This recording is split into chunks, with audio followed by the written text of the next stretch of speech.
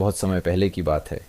हिमालय की तलहटी में बसे एक छोटे से गांव में नारायण नाम का एक गरीब किसान रहता था। उसका जीवन संघर्षों से भरा था। बचपन में ही माँ बाप चल बसे, पत्नी भी बीमारी में गुजर गई और उसके कोई संतान नहीं थी। अकेला नारायण अपने छोटे से खेत को जोतकर जैसे तैसे पेट पालता था।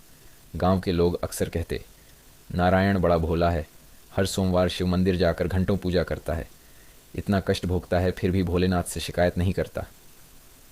लेकिन सच तो यह था कि नारायण की आत्मा केवल शिव के चरणों में ही शांति पाती थी। एक साल अकाल पड़ा, खेत सूख गए, कुएं का पानी भी खत्म हो गया। गांव वाले धीरे धीरे अपने परिवार के साथ शहरों की ओर चले गए। नारायण अकेला रह गया। उसके पास खाने को कुछ न था, लेकिन सोमवार को वह फिर भी शिवलिंग पर बेलपत्र और थोड़ा सा जल चढ़ाता।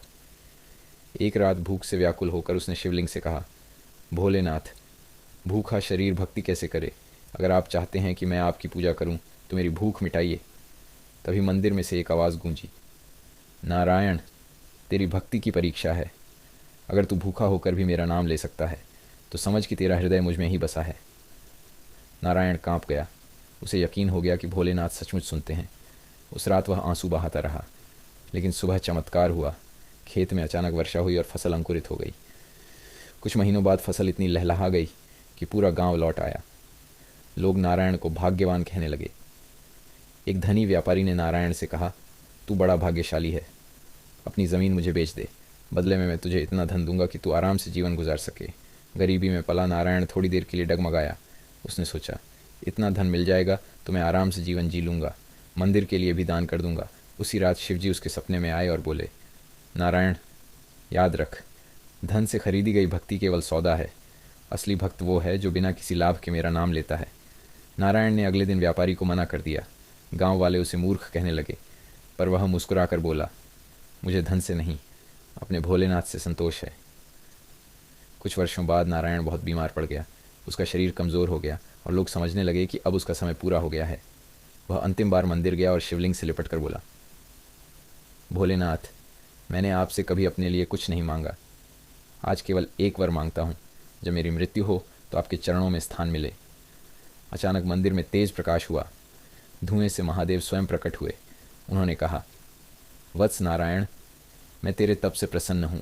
जो अपने लिए नहीं दूसरों के लिए मांगे वही सच्चा भक्त है। वर मांगो। नारायण ने कांपते स्वर में कहा, प्रभु, मुझे मृत्यु के बाद आपके चरणों में स्थान मिले और मेरे गांव के लोग कभी भूखे न सोएं। महादेव प्रसन्न हुए, बोले, तथास्तु। कुछ दिनों बाद यमदूत नारायण को लेने आए, पर जैसे ही वे उसे बांधने लगे, आकाश से शिवड़मरु की गूंज हुई। महादेव प्रकट होकर बोले, नारायण, मैंने तेरा वरदान बदल दिया है। तुझे मृत्यु नहीं मिलेगी। तू अमर होकर मेरे गणों में सम्मिलित होगा।